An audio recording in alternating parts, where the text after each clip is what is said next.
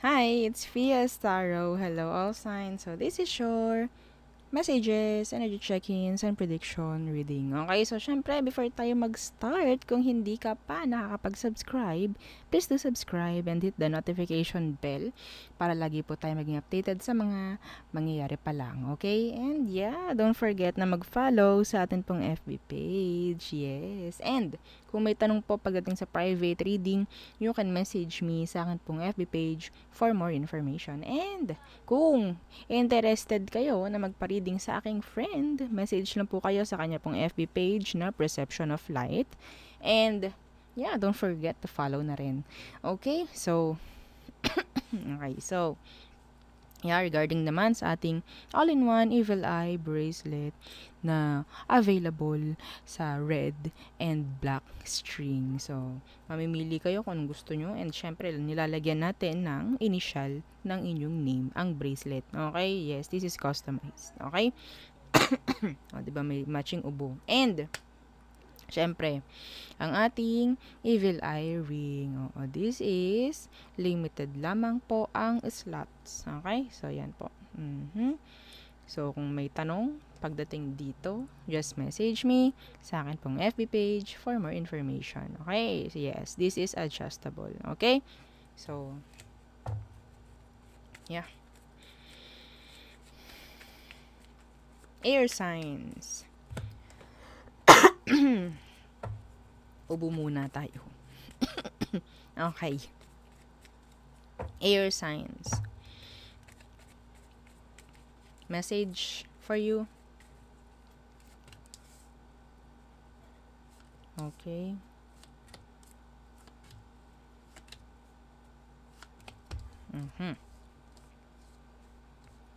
So, 8 of Wands in reverse. And Days of Cups. Meron ditong person, no, may energy rito ng water sign, fire sign, ang hindi makapag-open up ng kanilang emosyon sa'yo. Yes.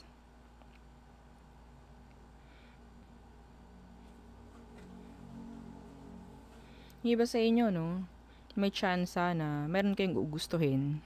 In general, okay? Pero hindi nyo pipiliin. Hindi nyo gagawin. No? Mga ganyan. Hindi nyo bibilihin. Mga ganan. Okay?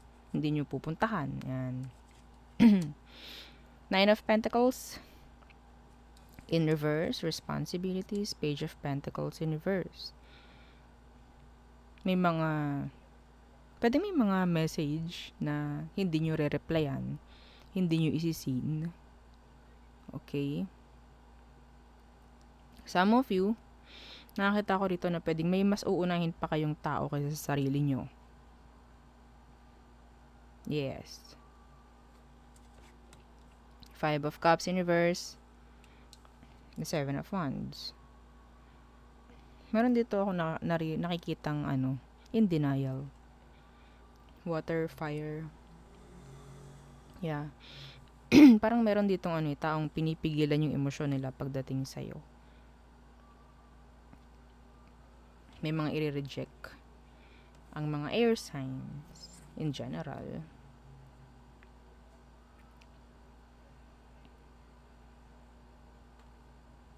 Alam nyo, air signs. Ito andito para sa lahat. Yung iba sa inyo, kapag kayo nag-travel, may chance na doon mo makita yung someone mo. If you're single. Okay? Pero, ang nakikita ko, pwedeng hindi mo puntahan or hindi mo ituloy yung travel na yun. Yes. Okay? So, yeah.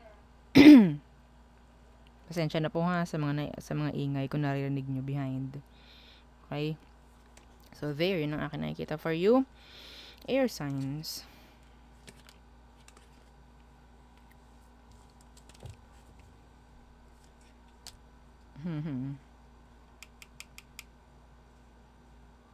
May mga kukuha ng attention mo. Yes. Dagdag ko lang. Next. Fire signs. Aries, Leo, Sagittarius.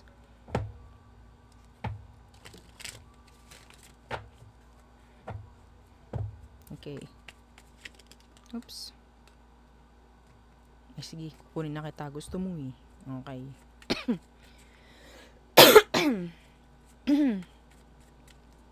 Fire signs, Aries, Leo, Sagittarius.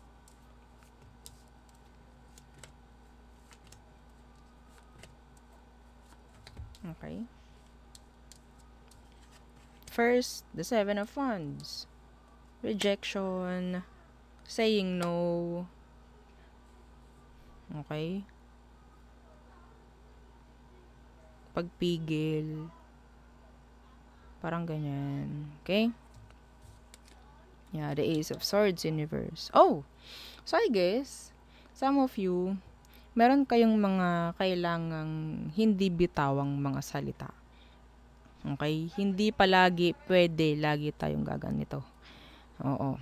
Minsan, lagyan ng preno. Okay? Meron ding mga pagkakataon na may mga opportunity, okay, na darating. And pwedeng pipigilan mo yung sarili mo to grab it. Yes. Merong mga sitwasyon din dito na pwedeng may malalaman ka, pero kung sa tingin mo, hindi mo kailangang maniwala agad, wag mong gawin. Okay? Kung kailangan mo ng proof, kumuha ka ng proof. Evidence, yan.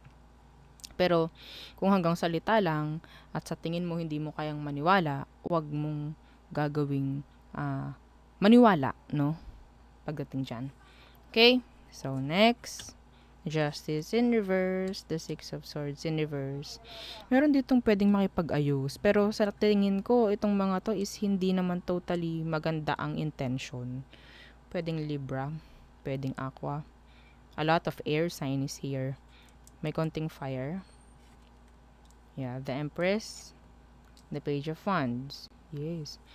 Oh. I'm seeing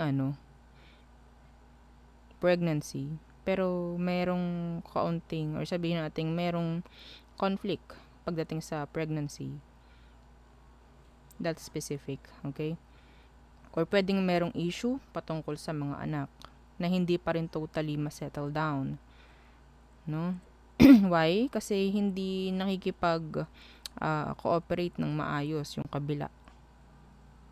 So, wala kayong aasahan dito. Kung ganun. Mahihirapan ka, mapapagod ka. Okay? So, mas maganda, gawin mo muna kung anong dapat. Focus ka muna sa kung anong dapat mong pag-focusan. Kasi kung aasa ka lang sa mga to, hindi ko nakikita na magiging okay. Okay?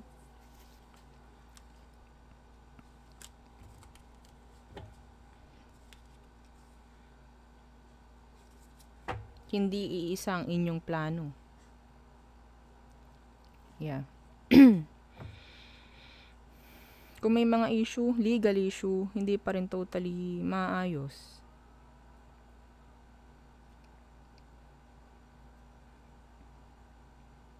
Pwedeng meron ka makasagutan dito, fire signs, ha? So, be careful. Meron ditong parang energy ng travel. May huli ako nakikita rito. Or konting conflict, I don't know kung ano yan. So, much better na i-secure and dapat i-secure before going out. Okay? Before traveling. Mga ganyan. Baby needs. Yan. Okay? So, that's specific. So, there.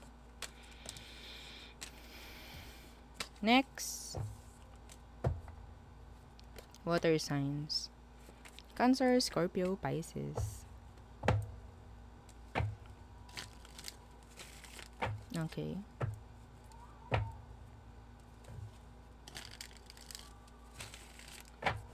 Message for you, water signs.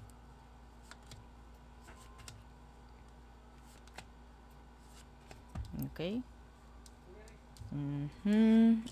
Four of Wands. Okay, hang on. Okay, so Four of Wands. Queen of Swords in reverse. Meron ditong like may nangyayaring parang mga kasinungalingan pagdating sa pamamahay. May nagawa ng hindi dapat, ng mga hindi maganda. May mga nagtatago ng hindi tama. Okay? Sa pamamahay, sa pinagtatrabahuhan. Yan. Merong mga legal issue. Ako nakikita rito. Okay, water signs. The Nine of Wands in reverse. Okay. So, iba rito pagdating sa, para to specific ha. Okay? Kung sa tingin niyo may mga kailangan kayong gawin pagdating sa bahay or may mga responsibilities kayo, may mga papeles na dapat aksyonan or gawin nyo na. Okay? Kasi may chance na mayroon ditong papaalis.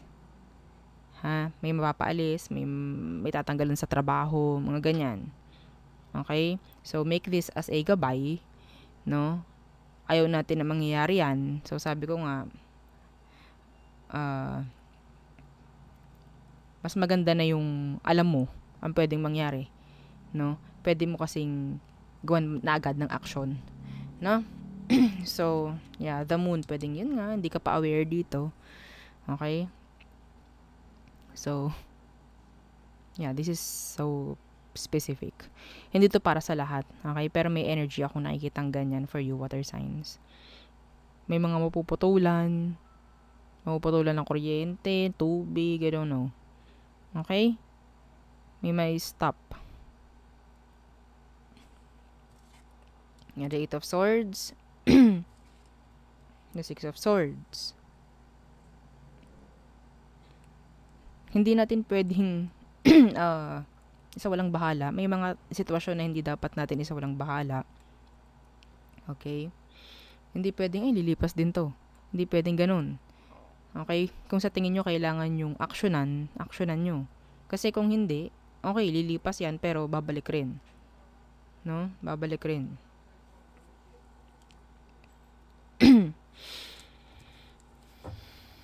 The Ten of Swords in reverse. Babalik rin. Magkakaroon ng repeat like that. Or sabihin natin, mag-e-end pero babalik. Pero, okay? Kung ito ay regarding sa relasyon, pag tayo parang nagbubulag-bulagan, may mga nagbubulag-bulagan dito, no? Parang pagod na, pero pinipilit pa rin tanggapin. Hanggat kinakaya mong tanggapin, may hirapan ka. Okay? So, there. And nakikita ko for you. Next. Earth signs. Taurus, Virgo, and Capricorns.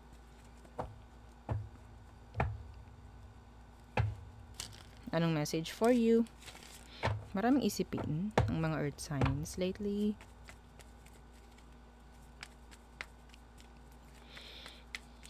Okay.